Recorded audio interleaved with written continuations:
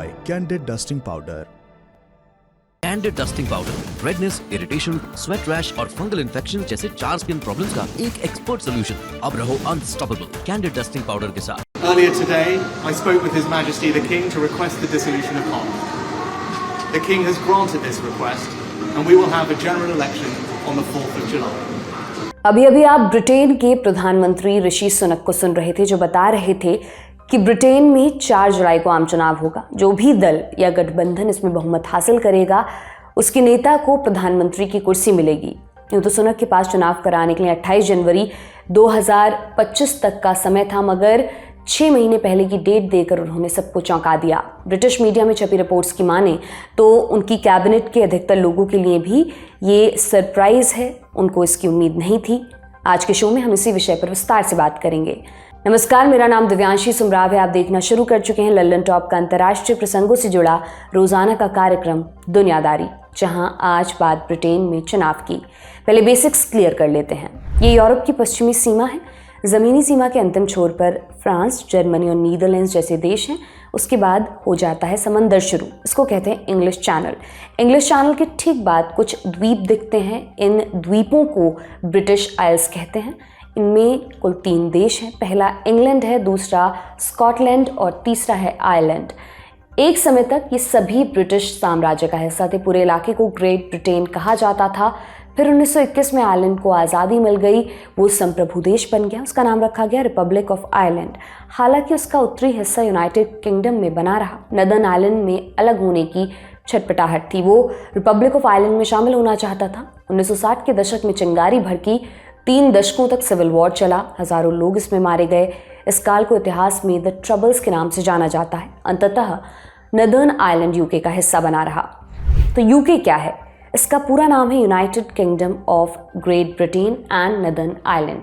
इसमें 4 इलाके आते हैं: इंग्लैंड, स्कॉटलैंड, वेल्स और नदर्न आयरलैंड। पॉपुलर टर्म में इसको ब्रिटेन कहते हैं। ये कैसे हुआ? शुरुआत से इसको समझ लेते हैं। 1927 ईस्वी में किंगडम ऑफ इंग्लैंड की स्थापना हुई। एथलस्टन पहले राजा थे। उनके वंशजों ने आसपास के इलाकों पर कब्जा करने की कवायद जारी रखी। 1282 से 83 में उन्होंने वेल्स के प्रांतों को जीत लिया, मगर आधिकारिक तौर पर वो इंग्लिश किंगडम का हिस्सा नहीं थी। 13वीं सदी के अंत में इंग्लैंड ने स्कॉटलैंड पर हमला किया, मगर स्कॉटलैंड अपनी संप्रभुता बचाने में सफल रहा। 1543 में इंग्लैंड के राजा हेनरी अष्टम ने एक्ट ऑफ यूनियन पास किया, जिसके बाद वेल्स में इंग्लैंड के नियम कायदे चलने लगे। 1603 में इंग्लैंड की तत्कालीन महारानी एलिजाबेथ प्रथम की मृत्यु हो गई। महारानी का अपना कोई बच्चा नहीं था। ऐसे में उत्तराधिकारी चुना गया स्कॉटलैंड के तत्कालीन राजा जेम्स 6 को। स्कॉटलैंड और इंग्लैंड का राजा एक था, मगर अगले लगभग 100 वर्षों तक दोनों अलग बने रहे। उनकी संसद भी अलग थी। 1690 के दशक में स्कॉटलैंड ने यूरोप के बाकी साम्राज्यों की तरह बाहर पैर पसारने शुरू किए। उसका ध्यान पनामा पर था, मगर वो नाकाम रहा। इसके चलते उसका खजाना खाली हो गया। स्कॉटलैंड पर भारी कर्ज था। उनको लगा अगर बचे रहना है तो किसी ताकतवर देश से हाथ मिलाना होगा। इंग्लैंड को लगा अगर नहीं मिलाया तो ये हमारे दुश्मन से मिल जाएगा। आखिरकार मई 1707 में इंग्लैंड और स्कॉटलैंड ने एक होने का फैसला किया। दोनों की संसद ने एक्ट्स ऑफ यूनियन पास किया। इसके तहत स्कॉटलैंड को आर्थिक सुरक्षा मिली और उन्हें इंग्लैंड के औपनिवेशिक ट्रेड रूट का एक्सेस भी मिला। और क्या क्या हुआ? मुद्रा, टैक्स और व्यापार के विषय पर पूरे ग्रेट ब्रिटेन में एक जैसा सिस्टम लागू हुआ। कानून, धर्म और शिक्षा जैसे मुद्दों पर स्कॉटलैंड का अधिकार बना रहा। स्कॉटलैंड ने लंदन के वेस्टमिंस्टर में मौजूद ब्रिटिश पार्लियामेंट को ज्वाइन करने पर सहमति दी। स्कॉटलैंड में चुने सांसद लंदन वाली संसद में बैठने वाले थे। 1801 में आयरलैंड को भी ग्रेट ब्रिटेन के यूनियन में शामिल कर लिया गया। हालांकि ये साथ बहुत ज़्यादा नहीं चला। 1919 में आयरिश रिपब्लिकन पार्टी ने आज़ादी की लड़ाई छेड़ दी। इस लड़ाई की वजह से आयरलैंड 2 हिस्सों में बंट गया, नदर्न आयरलैंड और सदर्न आयरलैंड। 1921 में लड़ाई रुक गई। नदर्न आयरलैंड यूके का हिस्सा बना रहा, मगर सदर्न को आज़ादी मिल गई। वहाँ फ्री आयरिश स्टेट की स्थापना हुई। 1960 के दशक में नदर्न आयरलैंड में भी आज़ादी की मांग उठी। फिर सिविल वॉर शुरू हुआ। ये 1998 तक चला। इस सिविल वॉर में हज़ारों लोगों की मौत हुई, मगर नदर्न आयरलैंड यूके का हिस्सा बना रहा। स्कॉटलैंड में क्या हुआ?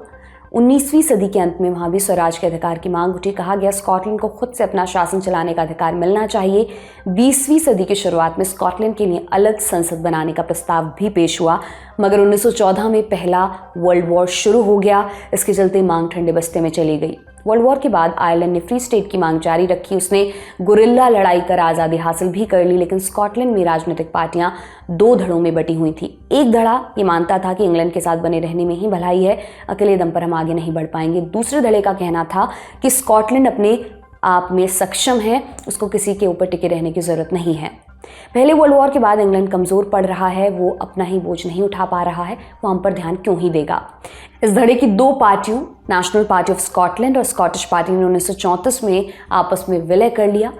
इसको स्कॉटिश नेशनल पार्टी के नाम से जाना गया। अभी स्कॉटलैंड में इसी पार्टी की सरकार है। एसएनपी ने स्कॉटलैंड की स्वायत्तता पर जोर दिया। शुरुआती दौर में उन्हें बहुत कम समर्थन हासिल हुआ, फिर 1970 के दशक में स्कॉटलैंड के किनारे पर कच्चे तेल का बड़ा भंडार मिला। इसने लोगों का मन बदल दिया, वे एसएनपी की मांगों से जुड़ने लगे। 1997 में स्कॉटलैंड में अधिकारों के हस्तांतरण को लेकर जनमत संग्रह कराया गया। जनमत संग्रह सफल रहा। फिर मई 1999 में एडिनबरा में संसद की पहली बैठक हुई। इस संसद को कुछ मुद्दों पर कानून बनाने का अधिकार मिला। इनमें कृषि, शिक्षा, हेल्थ और पर्यावरण जैसे विषय थे, जबकि इमिग्रेशन, फॉरेन पॉलिसी, डिफेंस और रोजगार पर कानून बनाने का अधिकार ब्रिटिश संसद के पास बरकरार रहा। एसएनपी इससे बहुत खुश नहीं थी। 2011 में एसएनपी को संसद में पहली बार बहुमत हासिल हुआ। 3 बरस बाद उन्होंने स्कॉटलैंड में जनमत संग्रह कराया यूके से अलग होने के लिए। 45% जनता ने आज़ादी का समर्थन किया, जबकि 55% लोगों ने इसके विरोध में वोटिंग की। जनमत संग्रह फेल हो गया। स्कॉटलैंड यूके का हिस्सा बना रहा। स्कॉटलैंड के अलावा वेल्स और नदर्न आयरलैंड की भी अपनी संसद है, उनका अलग चुनाव भी होता है, मगर इमिग्रेशन, फॉरेन पॉलिसी और डिफेंस जैसे मसलों पर कानून बनाने का अधिकार यूके की संसद के पास है। इसी संसद के सदस्यों का चुनाव कराने की घोषणा ऋषि सुनक ने की है, जिसके लिए वोटिंग 4 जुलाई को होने वाली है। कैसे होता है चुनाव? यूके की संसद में 2 सदन हैं भारत की तरह। ऊपरी सदन का नाम है हाउस ऑफ लॉर्ड्स। इसके सदस्यों की संख्या घटती बढ़ती रहती है। दिसंबर 2023 में हाउस ऑफ लॉर्ड्स में 784 सदस्य थे। इनमें राजनेता, अलग अलग विषयों के विशेषज्ञ और कुछ धार्मिक पदों पर आसीन अधिकारी थे। अधिकतर सदस्यों की नियुक्ति राजा करते हैं प्रधानमंत्री की सलाह पर। House of Lords Appointment Commission प्रधानमंत्री के प्रस्तावित नामों पर अड़ंगा लगा सकता है। हालांकि अंत में प्रधानमंत्री की सलाह सर्वोपरि है। हाउस ऑफ लॉर्ड्स के सदस्यों को पीयर्स कहते हैं। निचले सदन का नाम है हाउस ऑफ कॉमन्स। इसमें 650 सीटें हैं। इसके सदस्यों का चुनाव जनता के डायरेक्ट वोट से होता है।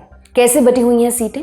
इंग्लैंड के लिए 543 seat, Scotland 57, Wales 32, Northern Ireland 18। इसी हाउस ऑफ कॉमन्स की 650 सीटों के लिए चुनाव का ऐलान हुआ है। कैसे होगा ये चुनाव? अलग अलग सीटों के लिए इच्छुक उम्मीदवार नामांकन भरेंगे, उनके आवेदन की जांच पड़ताल होगी। नाम फाइनल होने के बाद बैलेट पेपर पर नाम चढ़ेगा। ब्रिटेन में बैलेट पेपर से वोटिंग होती है। वोटिंग वाले दिन योग्य मतदाता अपनी पसंद के कैंडिडेट के नाम पर मुहर लगाएंगे। जिस कैंडिडेट को सबसे ज़्यादा वोट्स मिलेंगे उनको विजेता घोषित किया जाएगा। वे संबंधित सीट के प्रतिनिधि बनकर संसद में पहुंचेंगे। कौन कौन लड़ सकता है चुनाव? अधिकतर कैंडिडेट किसी न किसी पार्टी के टिकट पर चुनाव लड़ते हैं। वैसे निर्दलीय भी चुनाव लड़ा जा सकता है। चुनाव में खड़े होने के लिए उम्र 18 बरस या उससे ज़्यादा होनी चाहिए। उसके पास ब्रिटेन या रिपब्लिक ऑफ आयरलैंड की नागरिकता होनी चाहिए। कौन चुनाव में खड़े नहीं हो सकते? पुलिस फोर्स के सदस्य, फौज के सदस्य, सिविल सर्वेंट्स और जज। ऐसे लोग जिनके ऊपर इंग्लैंड या वेल्स में दिवालियापन से जुड़े प्रतिबंध लगे हों, जिन्हें नदर्न इंग्लैंड में दिवालिया घोषित कर दिया गया हो, स्कॉटलैंड में जिनकी संपत्ति जब्त हुई हो। कौन चुनाव में वोट डाल सकता है? यूके की कुल आबादी लगभग 6 करोड़ 70 लाख है। वोट डालने के लिए न्यूनतम उम्र 18 बरस होनी चाहिए। यूके की किसी कॉन्स्टिट्यूएंसी में रजिस्टर होना चाहिए और किसी अदालत ने वोट डालने के लिए अयोग्य न ठहराया हो। सुनक के ऐलान के बाद क्या होगा?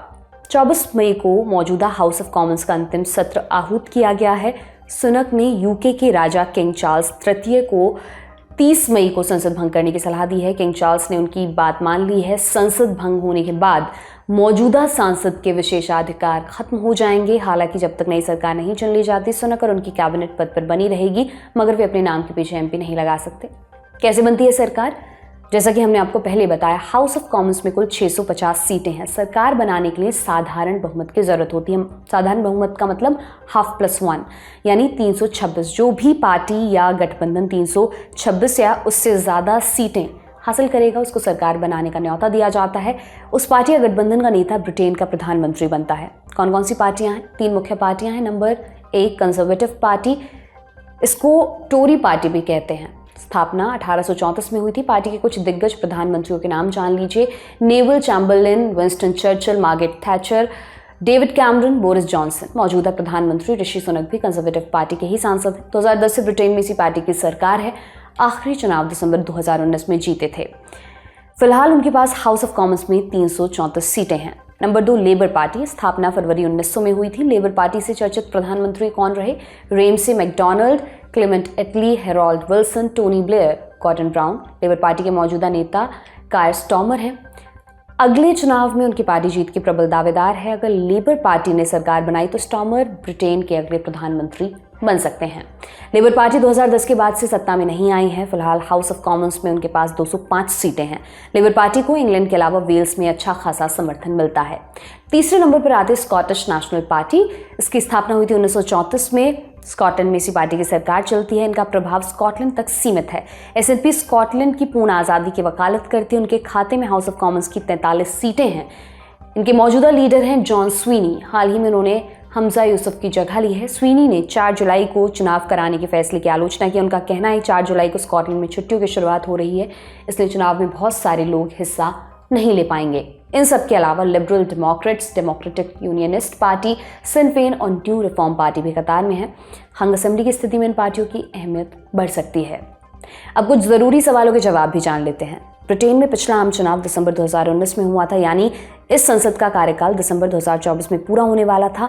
सुनक के पास चुनाव कराने के लिए 28 जनवरी 2025 तक का समय था, मगर उन्होंने 6 महीने पहले ही अचानक से चुनाव का ऐलान कर दिया। इसके बारे में उनकी कैबिनेट के कई मंत्रियों को पता भी नहीं था।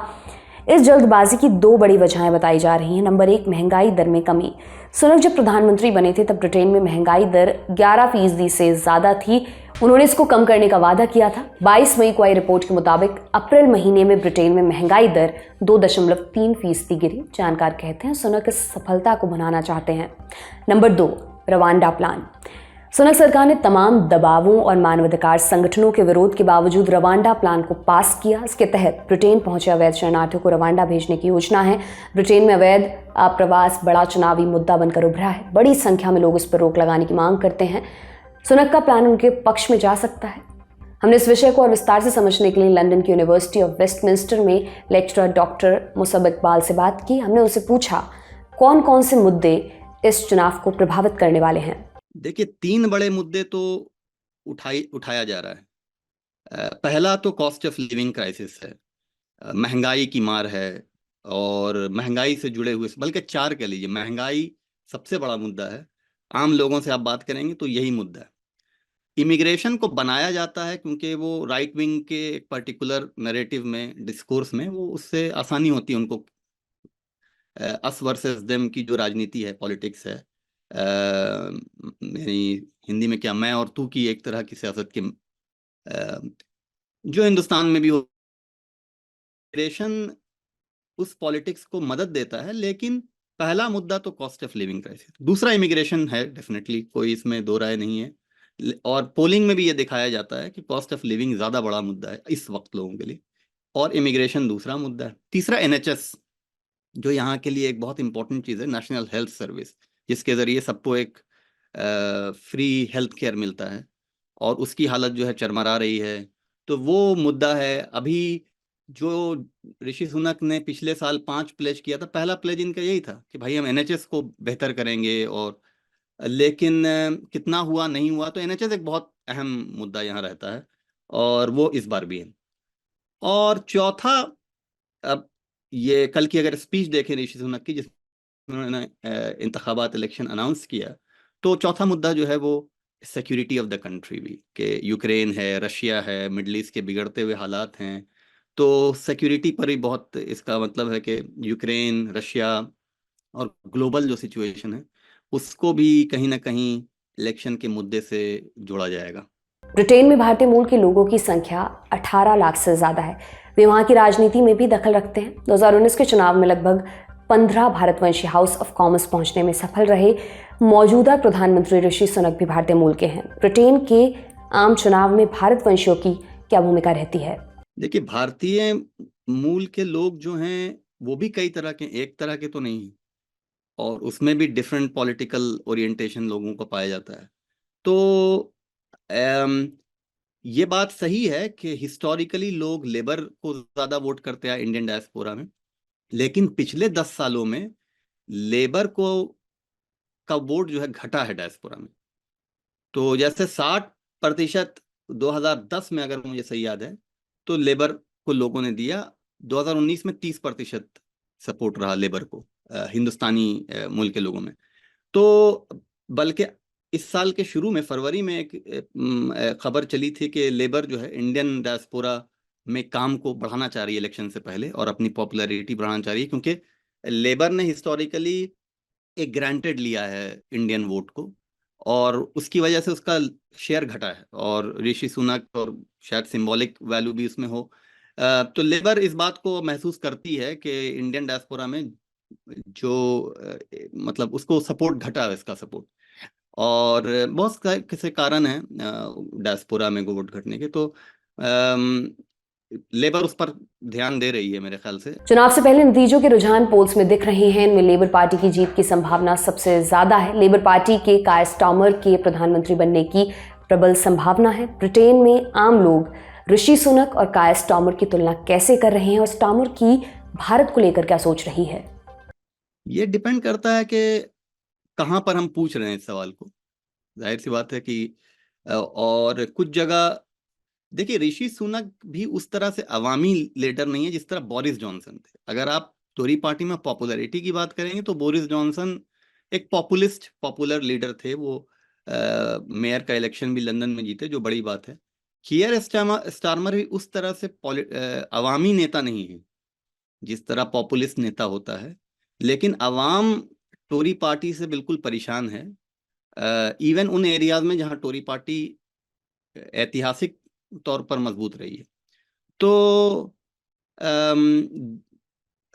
मेरे ख्याल से ये इलेक्शन नेता से, हालांकि इसको बनाया जाता है नेता का इलेक्शन जैसा अमेरिकन डेमोक्रेसी में होता है कि प्रेसिडेंशियल, ये प्रेसिडेंशियल सिस्टम तो है नहीं, ये पार्टी सिस्टम है, पार्लियामेंट्री सिस्टम है। तो रेटिंग लेकिन कियर स्टारमर की बढ़ रही है और इसमें कोई शक नहीं है कि जिस तरह की भी पोलिंग की गई है अब तक, उसमें लेबर को एक बड़ी लीड दिखाया जा रहा है कि मिलेगी। अब वो कितना कैश होती है नहीं होती है, अभी मैं पढ़ रहा था कि 24 घंटे में हजारों वॉलंटियर्स ने साइन अप किया है वॉलंटियर करने के लिए लेबर के लिए इलेक्शन में। तो मेरे ख्याल से कियर स्टारमर से एक 14 साल के टोरी पार्टी के शासन से भी लोग थोड़ा सा परेशान हैं। देखिए, भारत को लेकर के अप्रोच कहीं पर भी कोई मेजर ड्रास्टिक चेंज नहीं होगा, क्योंकि हिंदुस्तान एक बहुत बड़ा पावर हाउस है, एक बहुत बड़ा मार्केट भी है, एक बहुत बड़ी डेमोक्रेसी भी है, उसके बहुत सारे लोग। तो ऐसा कोई ड्रास्टिक चेंज ऐसा नहीं है जो ऋषि सुनक। अब देखिए, Rishi Sunak UK India business deal, वो तो ऐसे भी फंसा हुआ है, वो भी फंसा हुआ है। हम कह रहे हैं ऋषि सुनक हिंदुस्तानी मूल के हैं, लेकिन आप इमिग्रेशन पॉलिसीज जो हैं वो उसमें ज़्यादा इंडियन लोग मुतासिर हो रहे हैं, अफेक्टेड हो रहे हैं। स्टूडेंट को लेकर के वीज़ा की कटौती, एमए में आने वाले स्टूडेंट को जो फैमिली ला सकते थे वो बंद कर दिया गया, केयर वीज़ा को बहुत मुश्किल कर दिया गया। तो केयर वीज़ा और स्टूडेंट वीज़ा में हिंदुस्तानी मूल के लोग बहुत आते थे, हिंदुस्तान से काफ़ी लोग आते थे। तो ये तो टोरी पॉलिसी ही से हिंदुस्तान के लोग इनडायरेक्टली और डायरेक्टली अफेक्ट हो रहे हैं। तो अब उसको ये कितना रिवर्स करेंगे क्या, ये तो देखना होगा। बहुत सारी पॉलिसीज बहुत क्लियर नहीं है, लेकिन हिंदुस्तान को लेकर के कोई बड़ा चेंज नहीं होगा। ये अलग बात है कि लेबर गवर्नमेंट है तो कुछ हिंदुस्तान की अगर राइट विंग अप्रोच पर शायद ज़्यादा ओपनली कोई बात कही जाए यहाँ से कंपेयर टू टोरी गवर्नमेंट, लेकिन कोई मेजर ऐसा कोई पॉलिसी चेंज हमको शायद देखने में ना मिले, क्योंकि हिंदुस्तान को लेकर के एक ऑप्टिमिस्टिक और अप्रोच है और सबको इंडिया से ट्रेड करना चाहता है, बिजनेस करना चाहता है, पार्टनरशिप बढ़ाना चाहता है। ब्रिटेन के आम चुनावों पर हमारी नजर बनी हुई है। इससे जुड़ी अपडेट्स आपको लल्लन टॉप पर लगातार मिलती रहेंगी। ये था हमारा बड़ी खबर सेगमेंट। अब चलते हैं सुर्खियों की तरफ। तारीख 23 मई 2024 सुबह के करीब 7:45 बज रहे थे। ठीक उसी समय ताइवान के उत्तर, दक्षिण और पूर्व दिशा में चीन ने अपने लड़ाकू विमान उड़ाए, समुद्र के रास्ते ताइवान को घेरा, अपने जंगी जहाज चलाए। ये चीन के 2 दिवसीय सैन्य अभ्यास का हिस्सा है। 中国人民解放军东部战区为台岛周边开展联合演训，维护国家主权和领土完整，对台独分裂势力谋独行径予以有力惩戒，对外部势力干涉挑衅予以严重警告。 ये क्यों हो रहा है? दरअसल 19 मई को ताइवान में विलियम लाई ने राष्ट्रपति पद की शपथ ली। उनको चीन का धुर विरोधी माना जाता है। शपथ लेने के बाद लाई ने कहा कि ताइवान अपने लोकतंत्र और स्वतंत्रता से कोई समझौता नहीं करेगा, कोई हमको डराने की कोशिश ना करे। चीन ताइवान को अपना हिस्सा मानता है, येन केन प्रकारेण उसको अपने में मिलाने की बात करता है, जबकि ताइवान खुद को एक आज़ाद मुल्क बताता है। ताइवान की आज़ादी को महज 12 देश ही समर्थन देते हैं, अमेरिका भी उसको मान्यता नहीं देता। फिर भी वो ताइवान के सपोर्ट में खड़ा रहता है। अमेरिका चीन तनाव की एक वजह ताइवान भी है। आज की दूसरी और अंतिम सुर्खी अमेरिका से है। अमेरिका में डोनाल्ड ट्रंप की जीत के चांसेस बढ़ते जा रहे हैं। अब उनको निकी हेली का समर्थन मिल गया है। हेली ट्रंप वाले रिपब्लिकन पार्टी से ही आती हैं। उन्होंने भी राष्ट्रपति पद के लिए दावेदारी पेश की थी। रिपब्लिकन पार्टी के प्राइमरी इलेक्शंस की रेस में थी। हालांकि मार्च 2024 में उन्होंने अपना नाम वापस ले लिया, लेकिन उन्होंने ट्रंप का समर्थन नहीं किया था। उनसे पहले नाम वापस लेने वालों ने ट्रंप का नाम एंडोर्स किया था, जबकि हेली ने अपने समर्थकों से कहा था कि वे अपने स्वविवेक से फैसला लें। मगर 22 मई को उनके सुर बदल गए। उन्होंने कहा कि मैं राष्ट्रपति चुनाव में ट्रंप को वोट दूंगी। सुनिए उन्होंने क्या कहा। As a voter, I put my priorities on a president who's going to have the backs of our allies and hold our enemies to account, who would secure the border, no more excuses, a president who would support capitalism and freedom, a president who understands we need less debt, not more debt. Trump has not been perfect on these policies. I've made that clear many, many times. But Biden has been a catastrophe. So I will be voting for Trump. Trump ने इस पर क्या प्रतिक्रिया दी? उन्होंने social media platform truth पर लिखा, उपराष्ट्रपति पद के लिए निकी हेली पर विचार नहीं किया जा रहा है, पर मैं उम्मीद करता हूं वो अच्छी होंगी। निकी हेली भारतीय मूल की हैं। 2017 से 18 के बीच यूनाइटेड नेशंस में अमेरिका की राजदूत रहीं। हेली ट्रंप के नस्ल भेदी बयानों का विरोध करती आई हैं। कैपिटल हिल दंगों के बाद भी उन्होंने ट्रंप की खूब आलोचना की थी। इसके बाद ट्रंप के समर्थक उनसे बेहद नाराज हुए थे। निकी हेली की पूरी कहानी हम दुनियादारी में विस्तार से पहले बता चुके हैं। लिंक आपको डिस्क्रिप्शन बॉक्स में मिल जाएगा। आज का दुनियादारी यहीं पर समाप्त होता है। कल फिर आपसे मुलाकात होगी। इसी उम्मीद के साथ मैं विदा लेती हूँ। शुक्रिया। शुभ रात्रि।